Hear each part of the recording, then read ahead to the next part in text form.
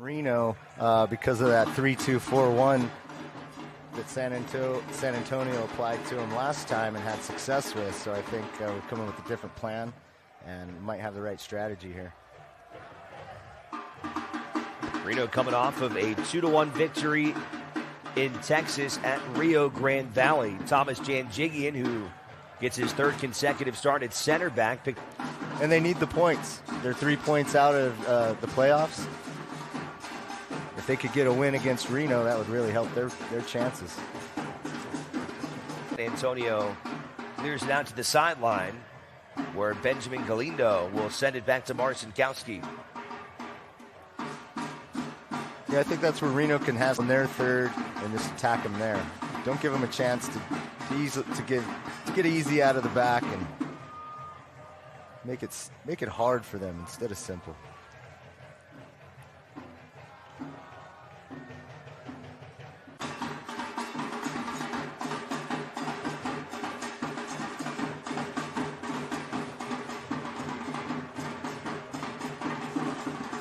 Need those guys who've been here before. We've got Fuentes in. He's 17 years old, so it's good to have the experience, especially getting into the playoffs and making that final run. Have done well when they get in there. Galindo, Janjigian, Ani. It really hasn't mattered who's been in there the last 7 to 8 games. They've held down the defense, not letting goals. City, his second start in USL play after appearing in 11 matches last season. He's had some time with the Earthquakes, couple of matches this year against Cincinnati and Portland. 5 total over the last 2 years for the 21-year-old from Pop. We'll defer to Partita for the throw-in, who gets it back into Galindo.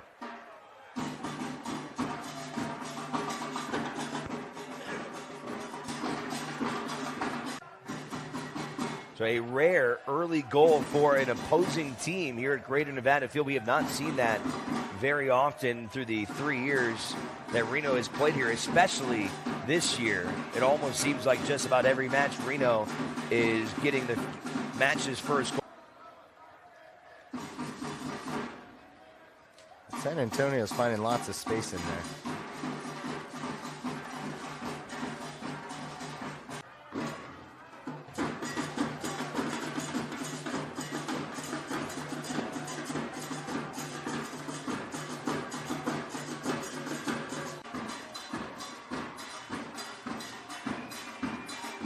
Lopez again getting deep in Reno territory. This time Reno's back four is able to defend. Now on the year.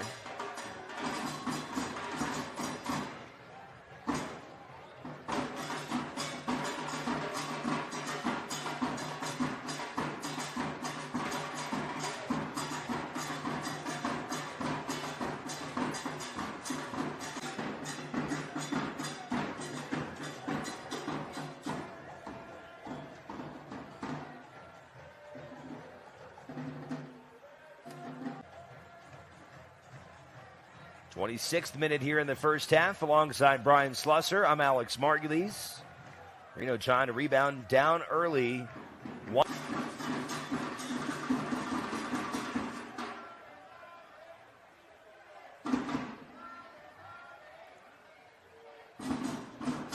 Adam.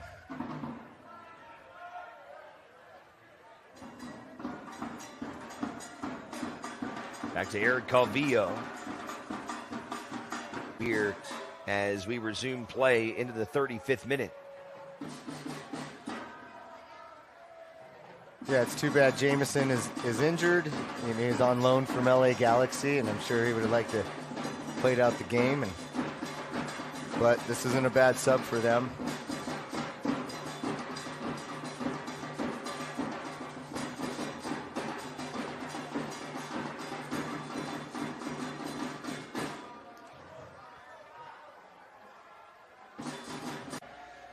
It does well just to get it out of there.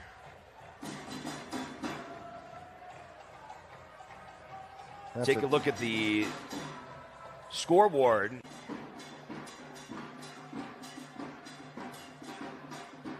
Keep you posted on some of those major scores as the night progresses. Here's Gilbert Fuentes. The Phoenix Rising, a club that has been unbelievably hot. I'm talking about winning 12 consecutive matches. not losing, winning. Reno suffered a loss to Phoenix back on June the 18th. They have not drawn or lost. That'll be a game for Reno where Reno will really want to see where they match up before we get into the playoffs.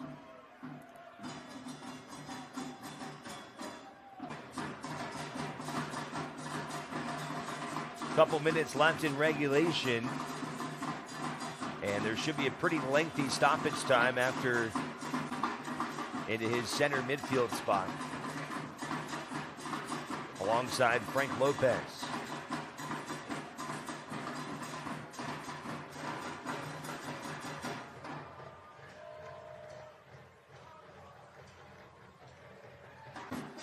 Pirano looking like Mafeka or Mendiola, but they're doing what Reno does, and you make that mistake at that part of the midfield, and that's a spot where Reno really makes people pay. Maybe it's back to the drawing board or back to the, the 4-4-2. We'll see what changes are made by Ian at halftime. As far as the personnel that he's putting in. Underway here in the second half. Any substitutions, at least at the outset of this second half for Reno 1868?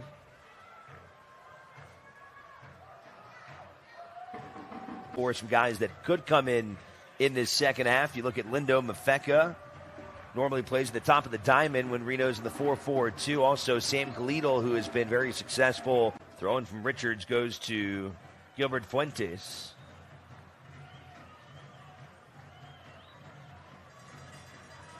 Get it over to Duke Lacroix. The Western teams with 63 saves, and he has added a couple impressive ones to that total tonight. Be really somebody to be reckoned with when it comes to the playoffs if they sneak their way in.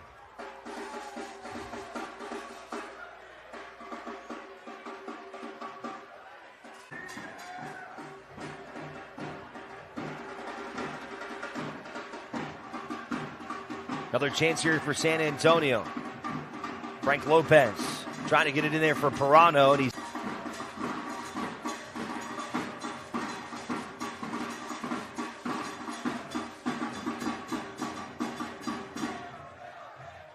and they've always been close in all of their games. They're starting to find a rhythm right now. A game like this is going to build confidence. Coming in, beat the number 2 team. The intensity, like I said, that we've seen at times, especially as of late, didn't really see that fire out of the gates here tonight. Yeah, and you were alluding. James Kiffey was red carded in the 45th minute for violent conduct. Whoa. Wonder what he did. Have to check. Yeah, he's replaced a goal scorer with another goal scorer.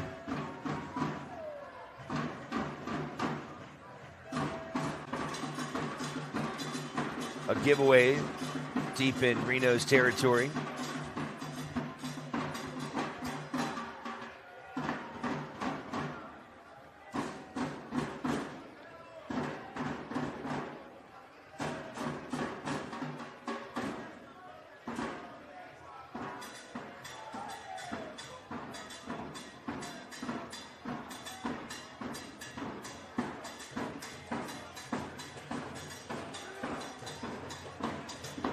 Milked it, got the call.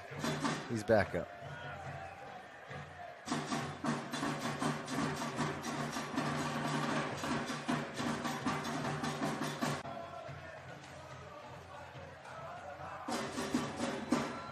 Reno showing some signs of life in the last 5 minutes.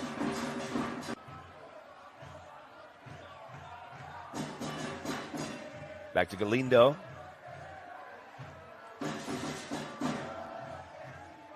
He scored in the 12th minute and in the 44th minute. Both left-footed strikes. A little bit of a blip in the midweek against Sacramento, but rebounding here tonight. Pair of goals in the first half and 2 quick goals in the second half. In the span of 2 minutes, Frank Lopez and Jack Barnby in the 56th and 58th minutes, extending the lead.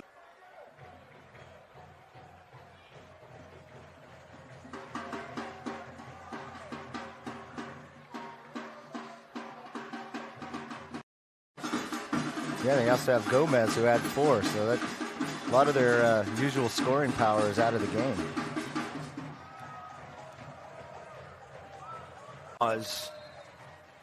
On a missile shot from Corey Herzog. We were saying he's going to be tough to beat tonight, so you have to come with your best.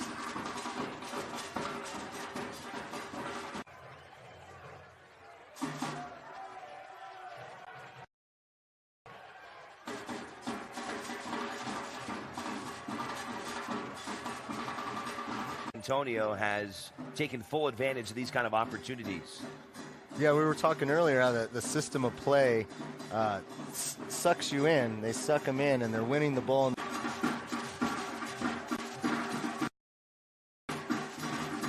Lopez getting through the defense, and there it is for Frank Lopez. He's been for Gallegos. He's got Lopez and Pirano to his right.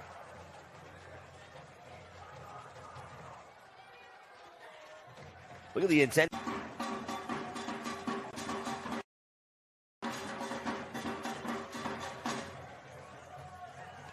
Laquan trying to head it away, goes right back to Restrepo.